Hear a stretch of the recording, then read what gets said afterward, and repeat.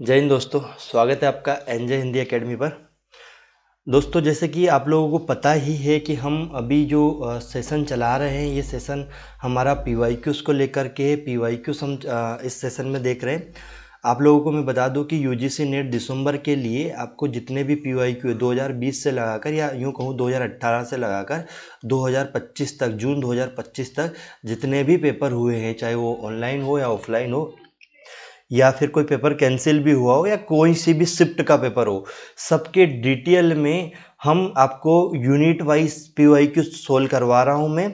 अब इस unit wise PYQ solve कराने में प्रॉब्लम क्या है कि यूनिट 2 जो हिंदी साहित्य का इतिहास है वो बहुत बड़ी यूनिट है। आपको भी पता है इसमें आदिकाल, भक्ति काल, रीतिकाल, आधुनिक काल, ये अलग अलग कालों में हमें इसको बांट के देखना पड़ता है और इसके जो नंबर ऑफ क्वेश्चन है वो भी बहुत ज़्यादा है। तो हमने क्या किया कि यूनिट 2 को हम टॉपिक वाइज आपको सोल्व कराएंगे। यानी कि सबसे पहले मैं आपको आदिकाल का लेकर आया हूँ। आदिकाल के 2018 से 2025 के बीच में जितने क्वेश्चन आए वो आपको यहाँ सोल्व कराऊंगा। आप कहोगे सर ये क्वेश्चन जो पीवाईक्यू आप हमें सोल्व करा रहे हो इनसे हमें क्या फ़ायदा होगा? आपको फ़ायदा ये होगा कि आपको दिमाग में ये चीज़ें जाएगी कि हमें किस तरीके से, किस पैटर्न पे तैयारी करना है या किस लेवल पे जाकर कंटेंट को पढ़ना है ना। हालांकि मैंने इससे पहले वाली यूनिट जो यूनिट फर्स्ट कराई भाषा विज्ञान की, तो पहले उसका कंटेंट पढ़ाया आप लोगों को, फिर मैंने उसके आपको पीवाईक्यू सोल्व कराए थे ताकि आपको पता रहे कि अब इस कंटेंट को कितने लेवल तक पढ़ना है। कुछ स्टूडेंट के सजेशन मेरे पास आए थे कि सर आप अब पहले हमें पीवाईक्यू सोल्व करा दो, फिर उसके बाद कंटेंट पढ़ाना, फिर उसके बाद हम अपने आप फिर से पीवाईक्यू हम खुद से सोल्व कर लेंगे। ताकि होगा क्या कि हमें कंटेंट पढ़ाते समय या आप जब पहले पीवाईक्यू लगा दोगे तो हमें ध्यान रहेगा कि क्या चीज़ें हमें पढ़ना है और क्या नहीं पढ़ना है। तो मैंने कहा ये भी सही है आप लोगों की बात, इसलिए मैं आपको पहले पीवाईक्यू सोल्व करा देता हूँ, उसके बाद हम इसका कंटेंट पढ़ेंगे। ठीक है, कंटेंट वाली क्लास मैंने आप लोगों से वादा ही किया है कि पूरी ऑल 10 यूनिट में आप लोगों को फ्री ऑफ कॉस्ट पढ़ाऊंगा। तो इसमें कोई दो मत वाली बात नहीं है कि चीज़ें फ्री नहीं मिलेगी, बिल्कुल आपको फ्री मिलेगी। ये सारी पीडीएफ और ऑनलाइन टेस्ट की अगर लिंक आपको चाहिए तो टेलीग्राम ज्वाइन करना, टेलीग्राम की लिंक इसी वीडियो के डिस्क्रिप्शन में मिलेगी। चलो, ये तो होगी हमारी नॉर्मल डिस्कशन। अब हम बढ़ते हैं आगे। पहला क्वेश्चन हमारा यहाँ पर आता है 2017-18 का एक क्वेश्चन है कि विलक्षण बात। अच्छा, पहले ही मैंने आदिकाल से पहले आपको जो हिंदी साहित्य का हिंदी साहित्य के इतिहास के लिए जितने अलग अलग कवियों ने अपने अलग अलग मत या अलग अलग रचनाएं लिखी है, उनको हमने यहाँ पर कुछ क्वेश्चनों को रख लिया। ज़्यादा नहीं है, 5-7 क्वेश्चन ये क्योंकि यहाँ से क्वेश्चन बहुत कम पूछे जाते, तो एक आध क्वेश्चन कभी कभी पूछा गया तो वो मैंने यहाँ रख लिया। फिर उसके बाद प्रॉपरली आदिकाल के सारे क्वेश्चन मैंने रखे हैं। विलक्षण बात यह है कि आधुनिक गद्य साहित्य की परंपरा, आधुनिक गद्य साहित्य की परंपरा का प्रवर्तन नाटक से हुआ है। प्रवर्तन कहाँ से हुआ? नाटक से हुआ। उपर्युक्त कथन किस इतिहासकार का है? यानी कि ये बात किसने कही थी कि जो गद्य साहित्य है आधुनिक, जो जिसे हम आधुनिक साहित्य भी कहते हैं, कि परंपरा जो है वो नाटक से स्टार्ट हुई। यानी नाटक, सबसे पहले नाटकों का विकास हुआ ताकि हम कह सकें कि हमारा गद्य साहित्य का इतिहास हुआ। ये बात कहने वाले व्यक्ति कौन थे, ये चीज़ें यहाँ पर पूछा जा रहा है ना। तो आप लोगों को पता है कि वही सारा जो सबसे फेमस व्यक्ति है आचार्य रामचंद्र शुक्ल, इन्होंने ही कहा था कि आधुनिक हिंदी साहित्य की जो परंपरा है वो नाटक से हुई, इन्हीं का ये कथन था। ठीक है, तो इस तरीके से क्वेश्चन हमें देखना है। अब मैं आपको ये तो कह नहीं सकता कि मैंने क्लास में पढ़ाया है, क्योंकि ये क्लास अभी होने वाली क्लास है ना। यानी कि ये पहले पीवाईक्यू पढ़ेंगे उसके बाद हम कंटेंट वाली क्लास पढ़ेंगे। तो ये क्लास अभी हमारी होने वाली है, लेकिन ये आप यकीन के साथ करो कि जितना पीवाईक्यूज 2018 से 2025 के बीच में जितने अलग अलग टाइप के पीवाईक्यूज बने, इन सब का हमारे पास कंटेंट, और हमारे कंटेंट से सारे क्वेश्चन आपको हूबहू मिल भी जाएंगे। ठीक है, तो कोई दिक्कत है नहीं, आप लोगों को सारी चीज़ें बता दी जाएगी बहुत अच्छे से। मल्लिक मोहम्मद जायसी की प्रेम कविता, मल्लिक मोहम्मद जायसी की प्रेम कविता हिंदी साहित्य के इतिहास का काल विभाजन और नामकरण करते हुए उपयुक्त नामकरण किस साहित्यकार ने सुझाया था? यानी मल्लिक मोहम्मद जो जायसी है उनकी प्रेम कविता का जो हिंदी साहित्य के इतिहास का काल विभाजन और नामकरण करते हुए नामकरण किस साहित्यकार ने सुझाया था? यानी ये नाम किस व्यक्ति ने सुझाया था? सुझाने का मतलब होता है कि किस व्यक्ति ने इसका प्रस्ताव रखा था कि मल्लिक मोहम्मद जायसी की प्रेम कविता को भी हमें इस काल में या इस तरीके से देखना चाहिए। तो ये जॉर्ज अब्राहम ग्रियर्सन ने इनका जो नाम है वो सुझाया था, है ना, ये नाम बताया था। ये आपको याद रखना है, इस टाइप के क्वेश्चन आते हैं। फिर आते हैं, अभी तक हिंदी साहित्य के इतिहास में अगर एग्जाम में सबसे बड़ा क्वेश्चन कोई आया है तो वो क्वेश्चन यही है ना। इसके इतना बड़ा क्वेश्चन मैंने अब नहीं देखा। यानी कि एक हमारे पास दो गद्यांश पद्यांश आते हैं, उन गद्यांश पद्यांश की तरह यहाँ पर क्वेश्चन हमें दिया हुआ है ना। इतना बड़ा क्वेश्चन मैंने भी पहली बार देखा है। ठीक है, 700-800 वर्षों की वंचित धनराशि सामने लगी हुई थी, पर ऐसी निर्दिष्ट सारणियों की उद्भावना नहीं हुई थी जिसके अनुसार सुगमता से इस प्रभूत सामग्री का वर्गीकरण होता है। भिन्न भिन्न शाखाओं के हजारों कवियों की केवल कालक्रम से गुथी उपयुक्त व्रतमालाएं साहित्य के इतिहास के अध्ययन में कहाँ तक सहायता पहुंचा सकती है। सारे रचना काल को केवल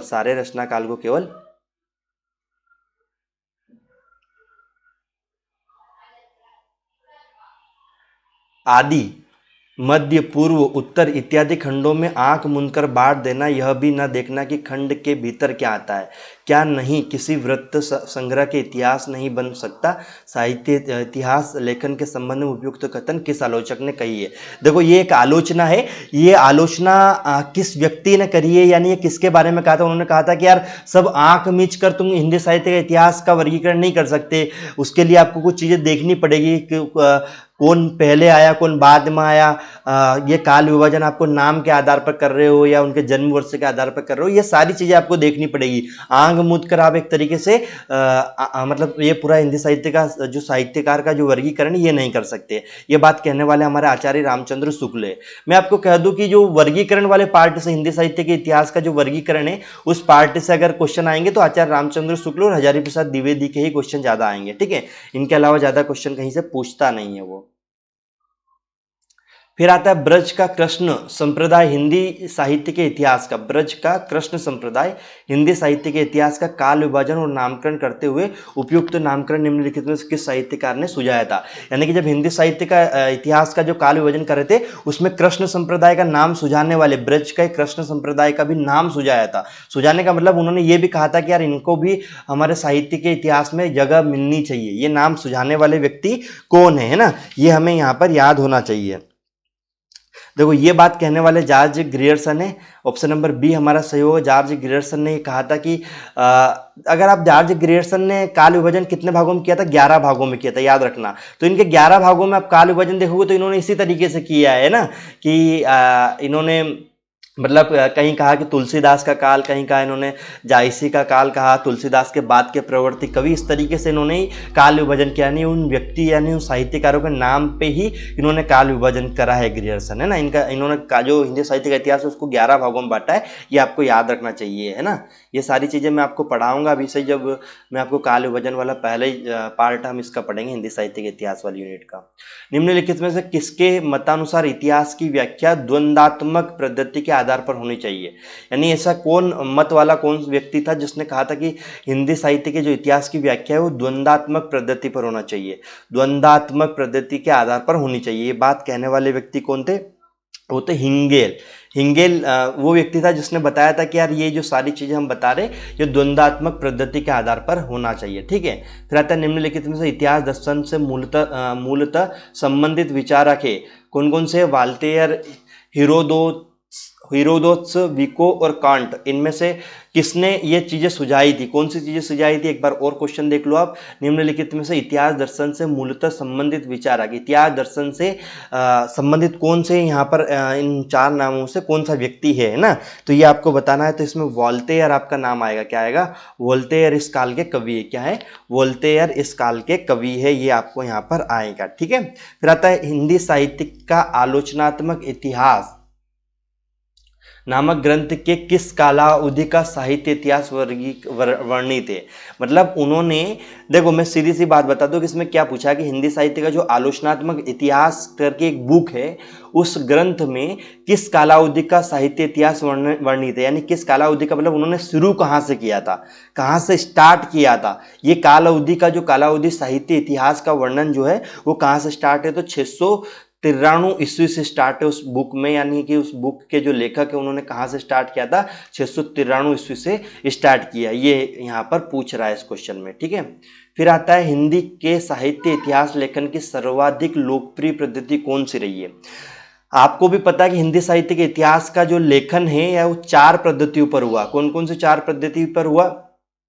आपको पता है कि सबसे पहले आपको पता है कि कालानुक्रम पद्धति, वर्णानुक्रम पद्धति और वैज्ञानिक पद्धति और विधेयवादी पद्धति। कालानुक्रम पद्धति पहली पद्धति हमारी उसमें आती है, वर्णानुक्रम पद्धति दूसरी आती है, विधेयवादी वैज्ञानिक तीसरी आती है और चौथा विधेयवादी पद्धति है। तो हिंदी में इतिहास लेखन की सर्वाधिक लोकप्रिय पद्धति जो है वो विधेयवादी यानी जो चौथी पद्धति है, जिसे आचार्य रामचंद्र शुक्ल और बाकी अनेक साहित्यकारों ने इसी विधि को अपनाया, यानी इसी विधि की पद्धति को अपनाया, विधेयवादी पद्धति को, है ना। या सबसे ऑथेंटिक पद्धति भी कौन सी? विधेयवादी पद्धति को अपनाया है। ठीक है, याद रखना ये 4 पद्धतियां हैं हिंदी साहित्य के इतिहास के काल विभाजन की। ठीक है, फिर आता है किसी भी साहित्य के इतिहास को समझने के लिए उससे संबंधित जातीय परंपराओं, राष्ट्रीय और सामाजिक वातावरण एवं सामायिक परिस्थितियों का अध्ययन विश्लेषण आवश्यक है। यह कथन किस पद्धति के संदर्भ में कहा गया है? यानी कि फिर से रिपीट कर रहा हूं, क्वेश्चन को समझना क्या कह रहा है। वो जो 4 पद्धतियां उनसे ही क्वेश्चन पूछा है और किस तरीके से पूछा है। किसी भी साहित्य के इतिहास को समझने के लिए उससे संबंधित जातीय परंपराओं, राष्ट्रीय और सामाजिक वातावरण एवं सामायिक परिस्थितियों का अध्ययन विश्लेषण आवश्यक है।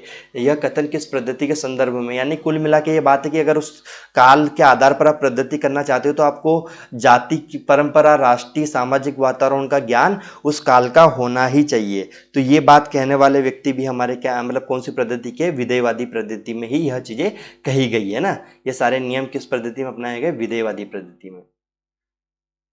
चलो आगे आते हैं। राकेश अग्रवाल नाम के एक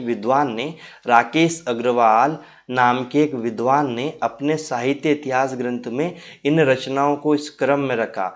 किस क्रम में? कबीर, केशव, बंग महिला और मन्नू भंडारी। यानी कबीर को सबसे पहले रखा, फिर केशव दास को रखा, फिर बंग महिला को और फिर मन्नू भंडारी को रखा। लेखन पद्धति निम्नलिखित में से, यानी इन्होंने भी क्या पूछा कि ये इस क्रम से अगर किसी व्यक्ति को रख रहे हैं तो ये पद्धति वर्णानुक्रम है, कालानुक्रम है, वैज्ञानिक है या विधेयवादी है। जब मैं आपको पढ़ाऊंगा तो मैं बताऊंगा कि वर्णानुक्रम पद्धति किस आधार पर, यानी वर्णों के आधार पर यहाँ पर कवियों साहित्यकारों को रखना वर्णानुक्रम पद्धति है। उनके जन्म वर्ष के काल के आधार पर उनको इस क्रम में रखना ये कालानुक्रम पद्धति है।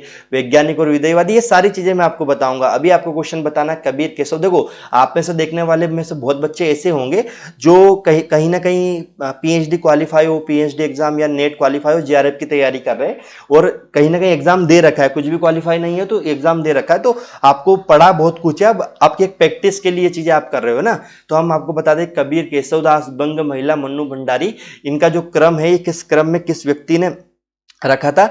तो इसमें नीचे आपको कुछ और ऑप्शन भी मिलेंगे, यानी कि ए बी सी 2 है, 1 2 1 3 4 है, 1 2 है या 1 3 है, इस तरीके के क्रम आपको यहाँ पर देखने को मिलेंगे ना।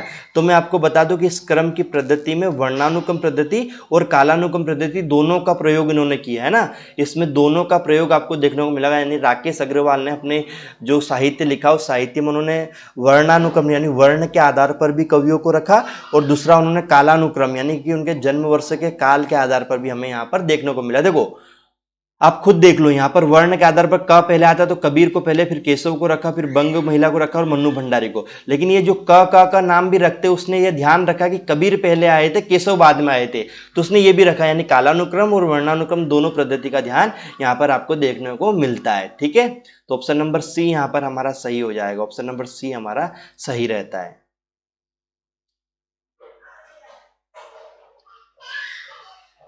अब आचार्य रामचंद्र शुक्ल ने अपनी प्रवर्तित साहित्य इतिहास ग्रंथों के लिए निम्नलिखित विशेषणों का प्रयोग किया। किस किस का प्रयोग किया यह हमें देखना है। तो शिवसी सरोज ने किसका प्रयोग किया? कविव्रत संग्रह का, है ना। अच्छा, ये आपको सही जोड़ी का मिलान करना है, सही आंसर आपको बताना है यहाँ पर कि शिवसी सरोज ने किसका किया, modern vernacular literature of Hindustan को क्या कहा गया। अरे ये वो वाली बात है यार, आप चलो अच्छे से समझ लो। आचार्य रामचंद्र शुक्ल ने कहा था कि किसी एक के ग्रंथ तो कहा था कविव्रत संग्रह, किसी एक को कहा था बड़ा कविव्रत संग्रह और किसी एक को कहा था बड़ा भारी कविव्रत संग्रह। ये बात पूर्ववर्ती साहित्यकार ग्रंथों के निम्नलिखित विश्लेषण का मतलब होता है कि क्या विशेषता उन्होंने बताई थी। तो आपको भी पता है कि सबसे पहले उन्होंने शिवसी सरोज के ग्रंथ को क्या कहा था, उन्होंने कहा था कविव्रत संग्रह, ये आपको पता है। फिर उन्होंने modern vernacular literature of Hindustan किसका है? ग्रियर्सन का है। तो ग्रियर्सन के ग्रंथों को क्या कहा था उन्होंने? बड़ा कविव्रत संग्रह। और फिर थे मिश्र बंधु विनोद। तो मिश्र बंधु विनोद आपको पता है कि 3 भाइयों का ये ग्रंथ था मिश्र बंधुओं का, मिश्र बंधु विनोद नाम से, तो इसको उन्होंने प्रकांड कवि वृत्त संग्रह या यूं कहूं बड़ा भारी कवि वृत्त संग्रह नाम दिया था। तो यानी 1 2 3 तीनों ही सही है आंसर हमारा, है ना, तो तीनों ही सही है। ये आंसर मैं आपको पढ़ाऊंगा बहुत अच्छे से जब मैं आपको ये चीजें कराऊंगा और इस तरीके से क्वेश्चन आते हुए हैं। तो ये क्वेश्चन जिस तरीके से आते हैं मैं आपको बता रहा हूं। आपको भी पता है, जब जो बच्चे मेरे से पढ़े हुए पिछली बार जून में मैंने आपको बताया कि आचार्य रामचंद्र शुक्ल ने इन तीनों ग्रंथों को क्या कहा था कि जो हमारा शिवसी सरोज है, शिवसी का जो शिवसी सरोज ग्रंथ है उसको उन्होंने कवि वृत्त संग्रह कहा था। ग्रेसन का जो ग्रंथ है the modern vernacular literature of Hindustan, उसको उन्होंने बड़ा मतलब भारी बड़ा कवि वृत्त संग्रह का। और उसके बाद जो मिश्र बंधु विनोद यानी मिश्र बंधुओं का जो मिश्र बंधु विनोद ग्रंथ है उसको उन्होंने बड़ा भारी कवि वृत्त संग्रह कहा था। ये आपको याद होना चाहिए। फिर आता है रामचंद्र शुक्ल ने अपनी हिंदी साहित्य का इतिहास में क्या लिखा, यानी कि अपने जो हिंदी साहित्य के इतिहास की जो बुक उन्होंने लिखी है उसमें आचार्य रामचंद्र शुक्ल ने क्या लिखा। तो यहाँ पर हमें देखना 4 पॉइंट हमारे पास है, इन 4 पॉइंट को हमें 1 बाय 1 करके देखना है और चीज़ों को समझना है कि क्या सही है और क्या गलत है ना। तो उन्होंने लिखा कि किसी काल विस्तार को लेकर यूं ही पूर्व और उत्तर नाम देकर 2 हिस्सों पर डालना ऐतिहासिक विभाग नहीं कहला सकता है। यानी उन्होंने सही कहा कि किसी भी काल विस्तार को पूर्व और उत्तर नाम देकर आप इस तरीके से नहीं कर सकते, ठीक है भाई। फिर उसके बाद आता है इतिहास की पुस्तक में किसी कवि की पूरी क्या अधूरी आलोचना भी नहीं हो सकती, तो आलोचना करना भी उन्होंने कहा। तो मतलब ये चीज़ें हो रही है, ये मैं काट रहा हूँ यानी ये भी कहा है, ठीक है, ये काटना नहीं, इसको टिक लगाना है। ये भी कहा है, ये भी कहा है। रीतिकाल के कवियों के परिचयात्मक विवरण मैंने प्राय शिवसी सरोज से ही लिए। ये बात गलत है, ये बात नहीं है भाई, इसमें ये नहीं लिखा है इनके ग्रंथ में।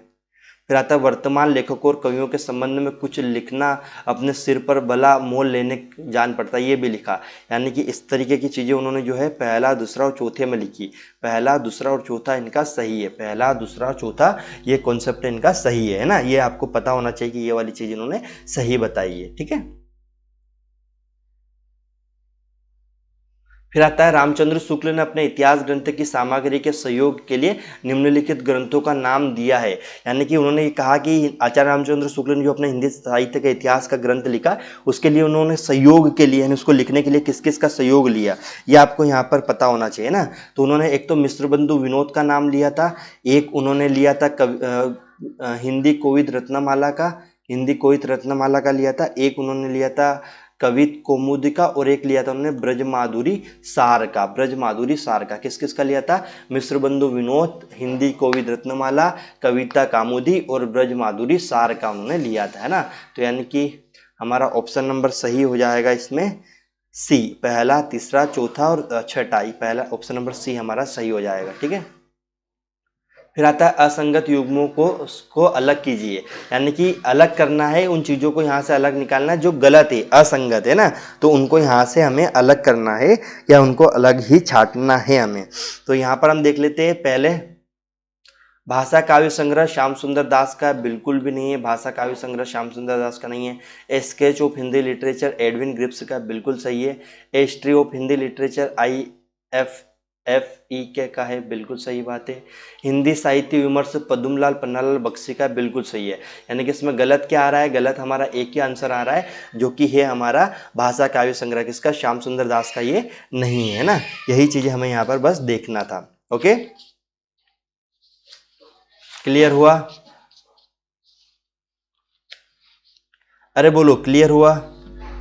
यहाँ तक चीज़ें समझ में आ रही है? बाकी सब सही है। ये sketch of Hindi literature Edwin Greaves का ही है, history of Hindi literature FEK का ही है, हिंदी साहित्य विमर्श पन्नूलाल बख्शी का ही है। बस भाषा काव्य संग्रह जो है श्याम सुंदर दास का नहीं है, यही असंगत है ना, बाकी सब संगत है। आप सोच सकते हो कि एक ही क्वेश्चन में वो 3 से 4 कवियों के रचनाकार मतलब 3 से 4 अलग अलग रचना के रचनाकार आपसे पूछ लिया और इस तरीके से इतना डीप में बना दिया उस क्वेश्चन को कि आपको मजबूरी में सब कुछ याद करना ही पड़ेगा, ठीक है। अब आपको बताना कि रचना काल के अनुसार उन निम्नलिखित रचनाओं का सही क्रम बताइए। यानी कि जो रचना काल सबसे पहले आए फिर उस तो उनकी पहली रचना लिखनी है, जो उसके बाद आए थे उनकी बाद में रचनाएं लिखना है। तो आपको यहाँ पर बताना कि रावल केल कुवल या माला कथा वर्ण रत्नाकर या युक्ति युक्ति प्रकरण, क्या ये है क्या, या फिर युक्ति युक्ति प्रकरण वर्ण रत्नाकर कुवल या माला कथा या रावल वेल, ये है क्या, कुवल या माला कथा रावलवेल युक्ति युक्ति प्रकरण और वर्णाकर, क्या ये सही है क्या, या फिर हमारा आता है वर्णाकर युक्ति युक्ति प्रकरण रावलवेल और हमारा आता है कुवल या माला, किसका सही है, मतलब कौन सा आंसर आपका सही होगा, क्या क्रम इनका होगा। ये रचनाएं हैं, उनको रचनाकार के आधार पर आपको इन रचनाओं को जमाना कि किस आधार में हमारा ये सही हो जाएगा। मैं आपको बता दूं इसमें सही अगर करना हो तो कुवल या माला कथा सबसे पहले आई थी, रावल वेल उसके बाद, युक्ति युक्ति प्रकरण उसके बाद और वर्ण रत्नाकर उसके बाद। आपको इन रचनाओं के रचनाकार के भी नाम याद रखना, खास करके उन रचनाओं के जो रचनाएं हमारे सिलेबस में ऑलरेडी कहीं ना कहीं दे रखी है या फिर हमारे एग्जाम में कहीं ना कहीं पूछी जा चुकी है, वो हमें यहाँ पर देखना है या वो चीज़ें हमें बताना ही है ना। तो कुवल या माला कथा रावल वेल युक्ति युक्ति प्रकरण वर्ण रत्नाकर, ये चीज़ें हमें यहाँ पर देखना ही है। ओके, फिर आता है सिद्ध साहित्य के सिद्ध साहित्य के अंतर्गत 84 सिद्धों की वो साहित्यिक रचना आती है, कौन सी साहित्यिक रचना आती है ये हमें बताना है इसमें। ठीक है, तो पहला आता है प्रकृति में लिखी गई, ठीक है भाई, पेशाची अपभ्रंश में लिखी गई, ठीक है, अपूर्ववर्ती अपभ्रंश में लिखी गई है और तत्कालीन लोक भाषा हिंदी में लिखी गई। कौन सा सिद्ध साहित्य के अंतर्गत 84 सिद्धों की वो साहित्यिक रचना आती है। 84 सिद्धों की जो साहित्यिक रचना, मतलब सिद्धों ने जो 84 सिद्धों ने जो रचनाएं करी वो किस में आती है, तो पूर्ववर्ती अपभ्रंश में लिखी गई, पूर्ववर्ती अपभ्रंश में आती है। किस में लिखी इन्होंने, पूर्ववर्ती अपभ्रंश में लिखी है। तो ऑप्शन नंबर सी हमारा यहाँ पर सही हो जाएगा कि जो सिद्ध साहित्य उन्होंने जो 84 सिद्धों की रचनाएं लिखी, साहित्य लिखा, वो किस भाषा में लिखा, तो पूर्ववर्ती अपभ्रंश में इन्होंने इसको लिखा है। ठीक है, क्या लिखा, पूर्ववर्ती अपभ्रंश में इसको लिखा है। फिर आता है घोर अंधेर, देखो यहाँ कुछ पंक्ति है, आपको उस पंक्ति को देखकर उसमें कुछ दोहे का कुछ अर्थ उन्होंने पूछा, इस तरीके से आपको बताना क्या संबंध इसमें आ रहा है। देखो इसमें पूछा उसने, घोर अंधेरे चंदमणि जीमी उजजो करे परम महासु एहि कणे दुरई अशेष हरे हरे। उपयुक्त दोहे में महासु का संबंध किससे है, महासु का संबंध जो है वो किस से है। तो पहला दूसरा तीसरा इसमें सही होगा, पहला दूसरा तीसरा इसमें सही होगा, है ना।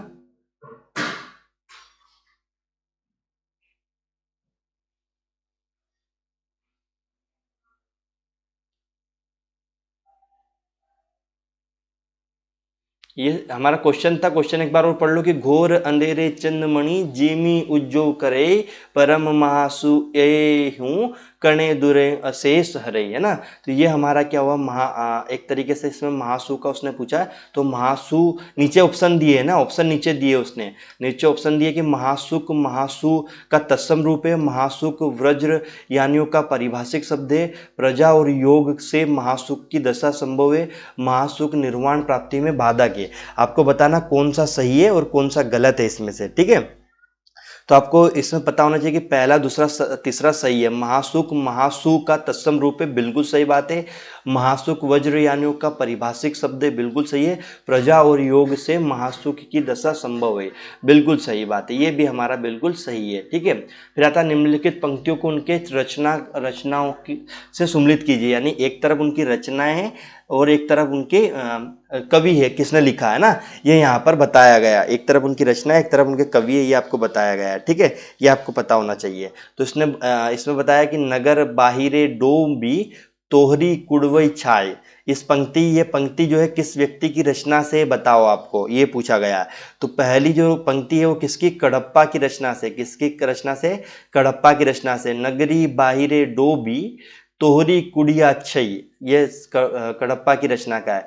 काया तरुवर पंच बिडाल, काया तरुवर पंच बिडाल, काया तरुवर पंच बिडाल लुइपा का है, किसका है, लुइपा का है।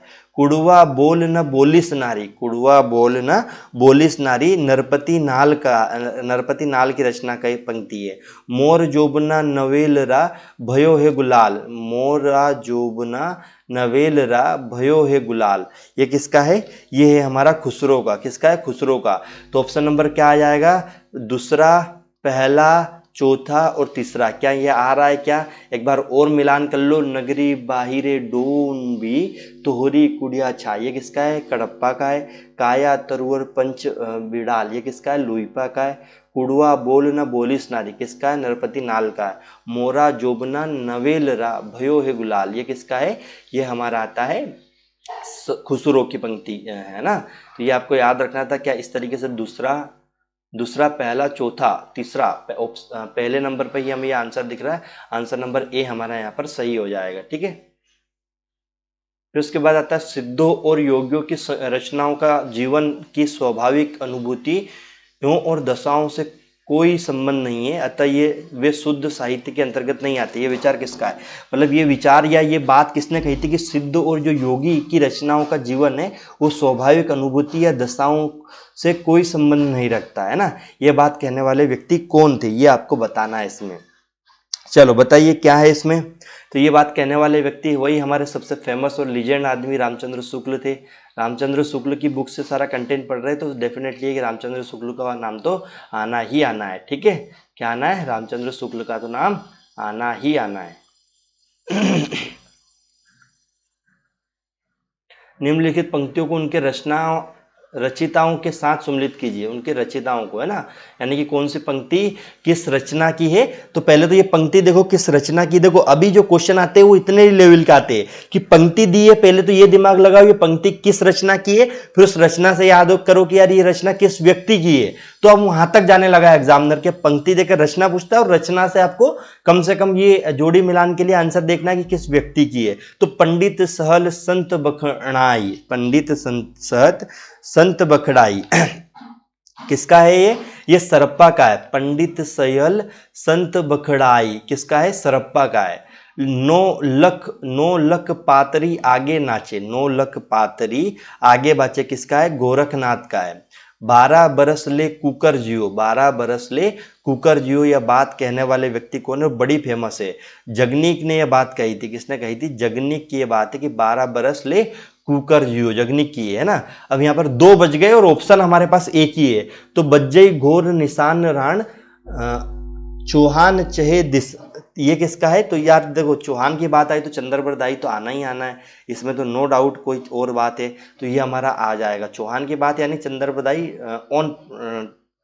ऑन हो जाते हैं। ऑन यानी कि एक तरीके से वो ऑनलाइन आ जाते तुरंत, है ना, कि ये चंद्रबरदाई का है। तो ये हमारा एक तरीके से इसमें बनता है कि पंडित सहल संत बखड़ाई, ये किसका है? सरप्पा का है। तो तीसरा पहला आएगा। 9 लख पातरी आगे नाचे, गोरखनाथ का है, ये पहला नंबर आ जाएगा। फिर 12 बरस ले कुकर जियो, ये किसका है? हमारा जगनीक का है, ये पांचवा जाएगा।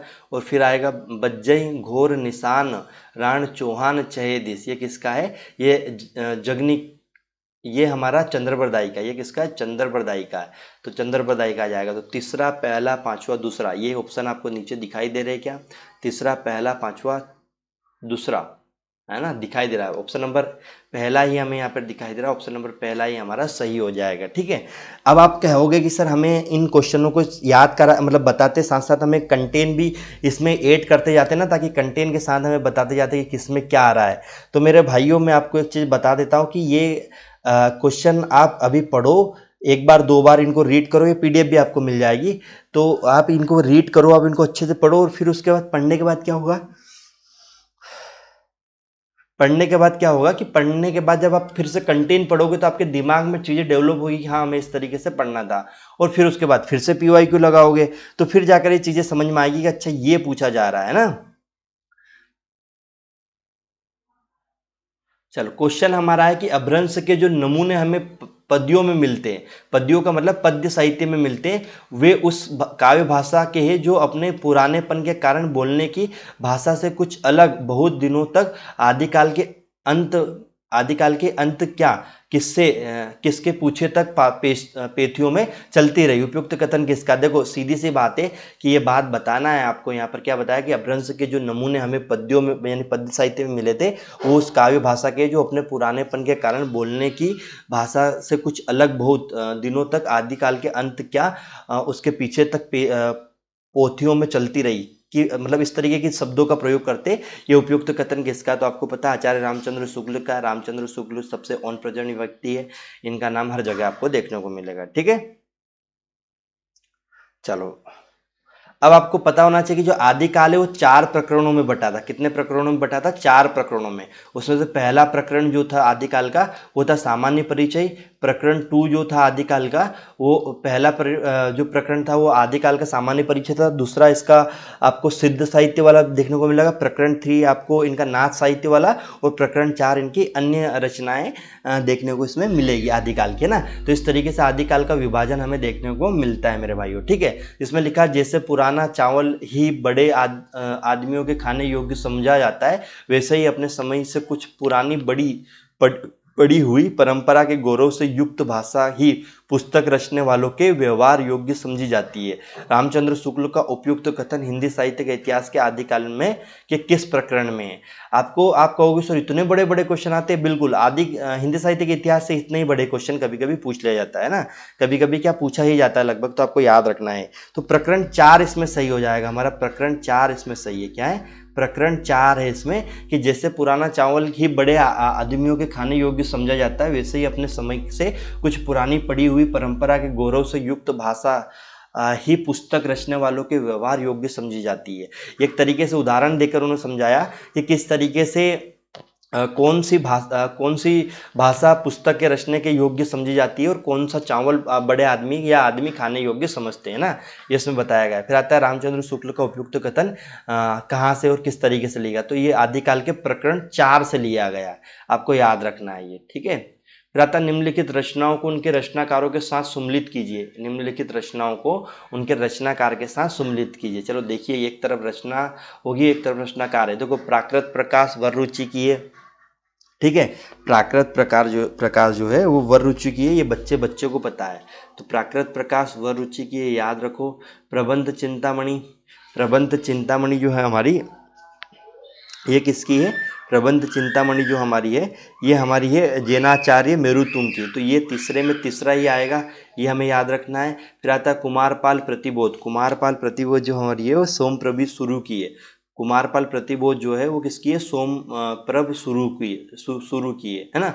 और फिर आता है त्रावकाचार्य किसका था हमारा, त्रावकाचार्य देवसेन का था। किसका था, देवसेन का। त्रावकाचार्य किसका था, देवसेन का। तो देखो प्राकृत प्रकाश किसका हो गया, प्राकृत प्रकाश वरुचि का हो गया, त्रावकाचार्य देवसेन का हो गया, प्रबंध चिंतामणि जैनाचार्य मेरुतुंग का हो गया, और कुमारपाल प्रतिबोध जो है सोमप्रभ सूरी का हो गया। किसका हो गया, सोमप्रभ सूरी का हो गया। तो ये मान के चलो आपको यहाँ पर आंसर किस तरीके से बनने, आंसर आपको बनने दूसरा पहले आएगा, फिर पहला आएगा, फिर तीसरा आएगा, और फिर पांचवा आएगा। तो 2 1 3 5 कहीं पर आ रहे क्या, अगर आ रहे तो लगा दो। 2 1 3 5 ऑप्शन नंबर 1 में ही आ रहे, पहले में ही आ रहे हैं ना। तो ये आपका आंसर हो जाएगा, और एकदम करेक्ट आंसर हो जाएगा आपका। रामचंद्र शुक्ल के अनुसार निम्नलिखित में से द्वयाश्रयी काव्य के रचयिता कौन है। द्वयाश्रयी काव्य के रचयिता कौन है, किसके अनुसार, रामचंद्र शुक्ल के अनुसार द्वयाश्रयी काव्य के रचयिता कौन आपको यहाँ पर देखने को मिलेंगे ना। और किसके अनुसार पूछ रहा है वो, आचार्य रामचंद्र शुक्ल के अनुसार पूछ रहा है। तो हेमचंद्र हमारे द्वयाश्रय काव्य के रचयिता, याद रखना हेमचंद्र का द्वयाश्रय काव्य, ये क्वेश्चन फिर से रिपीट होते कई बार है ना, और ये डायरेक्ट पूछ लिया जाता है। ऐसे जोड़ी मिलान में इनमें इस तरीके से बहुत क्वेश्चन रिपीट होते हैं, तो पुराने क्वेश्चनों को इतने अंडरस्टैंड मतलब ऐसे हल्के में नहीं लेना है।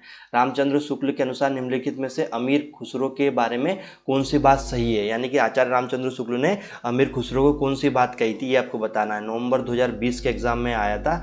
वे फारसी के बहुत अच्छे ग्रंथकार एवं अपने समय के नामी कवि थे। ये बड़े ही विनोदी, मिलनसार और सहृदय थे।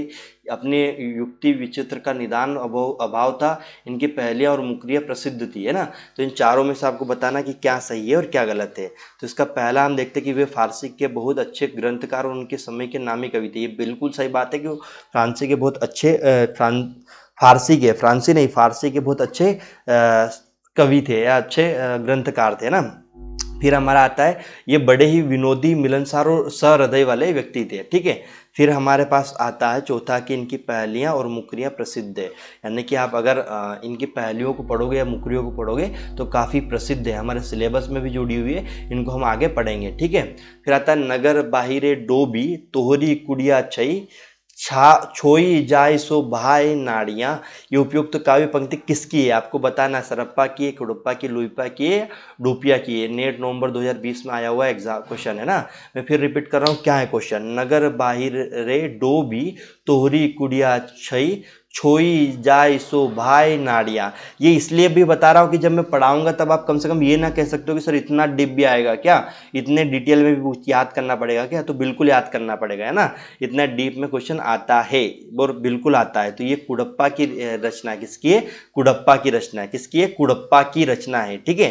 देखो वैसे हमारे इसमें लगभग 70 क्वेश्चन सिर्फ आदिकाल से 2020 से लगाकर 2025 तक के क्वेश्चनों को अगर हम सबको उठाते हैं, जैसे 2024-25 में लगभग 4 से 5 पेपर हुए क्योंकि ये कैंसिल हुआ, फिर हुआ तो 2 शिफ्ट में हुआ, फिर दिसंबर में हुआ जो कि 8 जनवरी को हुआ था, और फिर 29 जून को हुआ। तो इस तरीके से 4 से 5 पेपर हमारे पास मिलते हैं। तो मैं आपको एक चीज़ बता देता हूँ यहाँ पर कि एक सबसे बड़ी बात ये है या सबसे बड़ी अच्छी चीज़ ये है कि आप इसमें हमें ज़्यादा क्वेश्चन देखना है तो हम यहाँ पर जैसे आदिकाल के क्वेश्चन देख रहे हैं, फिर हम भक्ति काल के भी देखेंगे, फिर रीतिकाल के भी देखेंगे।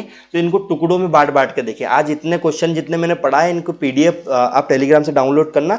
इसका लिंक वीडियो के डिस्क्रिप्शन में मिलेगा। डिस्क्रिप्शन यानी कि वो नीचे आपको जैसे वीडियो देख रहे हो ना, उसके नीचे डिस्क्रिप्शन में होगा, उसको क्लिक करोगे तो नीचे नीचे आपको टेलीग्राम का लिंक मिल जाएगा।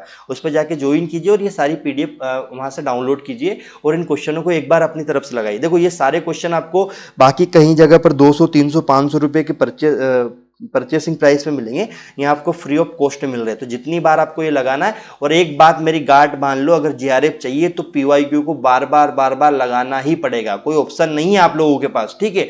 तो ये आप लगाओ और मुझे कमेंट बॉक्स में जरूर बताना प्लीज दोस्तों कि क्या आप लोगों के लिए ये बेनिफिशियल है, यानी कि आपको अच्छा लग रहा है, पढ़ने में मजा आ रहा है। तो हम इसके आगे के वीडियो कल हिंदी दिवस पर लाएंगे। आप सभी लोगों को अभी से हिंदी दिवस की बहुत बहुत शुभकामनाएं। कल 14 सितंबर हिंदी दिवस से आप लोगों को बहुत बहुत शुभकामनाएं। कल हम एक बड़ा वीडियो लेकर आएंगे जिसमें हम इन सभी क्वेश्चनों को चीज़ों को देखेंगे। ठीक है। अभी के लिए इतना ही। Bye bye, take care. मिलते कल अपने टाइम पे। ठीक है स्टूडेंट। अगर आप न्यू व्यूवर्स है तो प्लीज़ चैनल को सब्सक्राइब जरूर करना और वीडियो को लाइक जरूर कर देना। ठीक है। और अगर अपने दोस्तों तक पहुंचा सकते हो तो बहुत आपकी कृपा होगी।